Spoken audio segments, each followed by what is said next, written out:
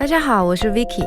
饺子在南北都很常见，在我们家冬至前后都会吃米饺，外皮软糯，内馅鲜香，用来庆祝丰收和追思祖先。今天我来复刻这道古法点心，用糯米粉就能做哦。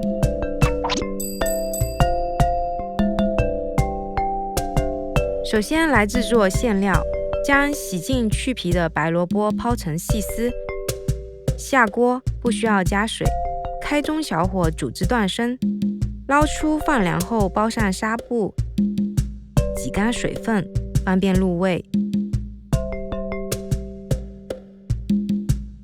花生米煸香捣碎，白芝麻炒熟，虾干提前浸泡好，洗净沥干，撕成碎粒。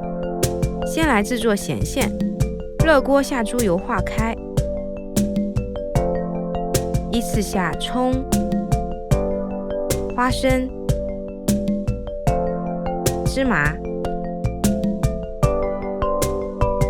猪肉米、虾干，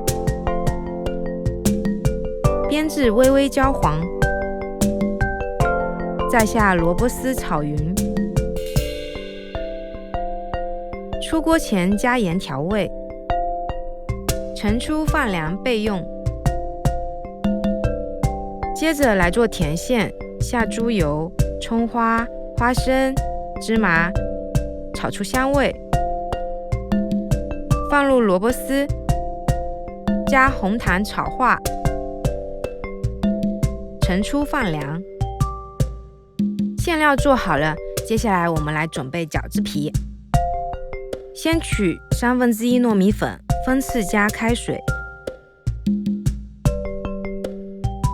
揉成面团，再搓分成小面饼状，下沸水中煮至半透明，捞出来，马上放入剩下的干糯米粉中，用这种烫面的方法来软化面筋，分次加入开水，先用筷子搅拌，等不烫手了，再揉到表面光滑，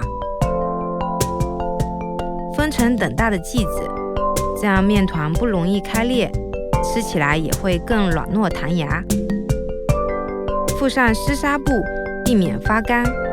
所有材料都准备好，就可以包米饺了。取出一枚剂子，用手指尖捏住边缘，一边旋转一边捏成碗状，填入馅料，再收口捏紧。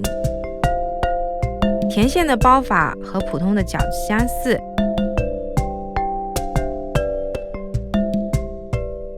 咸馅的边缘一般会捏成波浪状。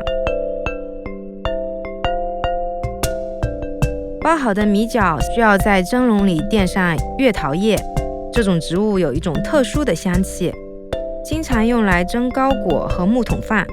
如果没有的话，也可以用粽叶或者其他叶子来代替。用中火蒸5到8分钟，口感紧实，还有浓郁的清香。